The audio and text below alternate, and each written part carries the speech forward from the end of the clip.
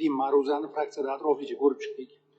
E'tirof etish kerak, ushbu agentlikni tashkil etilganligi mamlakatimizda jamiyatda korrupsiyaga betoqatlik kayfiyatini shakllantirish, umuman korrupsiyaga qarshi kurashish va xalqimizni doimo bezovta qilib kelayotgan bu illatga qarshi kurashish to'lqinlarini tushuntirib bera olish nuqtai nazaridan juda ham muhim bo'lgan va bu agentlikning faoliyati biz doimo e'tirof etib kelamiz, sezilarli darajada jamiyatimiz uchun yutuq bo'lib kirib keldi.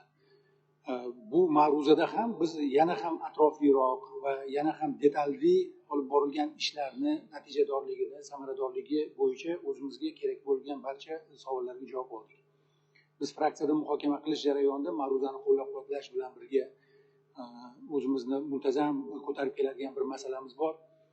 Bugun agentlik demak o'sha oldini olish bo'yicha juda katta keng qamrovli ishlarni olib boryapti. Barcha sohalarda agentlikning bugungi faoliyati sezilyapti.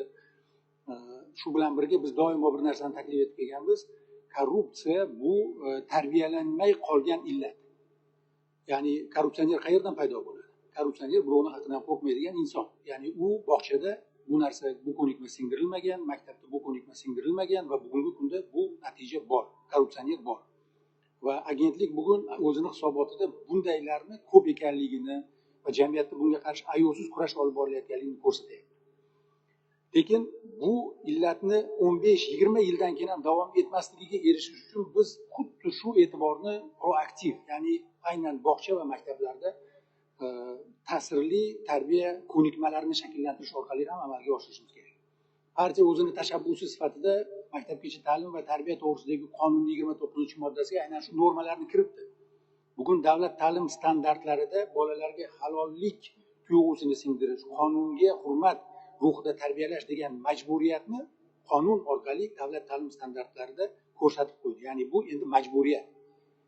Biz shuni ta'kidlab o'tishni xohlaymiz. Albatta butun agentlikni olib borgan ishlarini hurmat ko'rsatgan holda bundan keyingi hisobotlarda aynan shu qism alohida bir blok sifatida ko'rsatilsa, maktabgacha ta'lim va tarbiya vazirligi bog'chada bolalarga mana shu korrupsiyaga qarshi betoqatlik ruhini singdirish qanday ko'nikmalarni foydalanyapti va qanday qilib bolalarga buni singdiryapti, nimalarni qilyapti. Agar aynan shu narsaga agentlik yana ham jiddiyroq e'tibor berib va vazirlikka bu masalada ko'nikmalarni shakllantirishga yordam beradigan bo'lsa, o'ylaymanki, agentlikni 10-15 yillardan keyin ish hajmi bunchalar ko'p bo'lmaydi.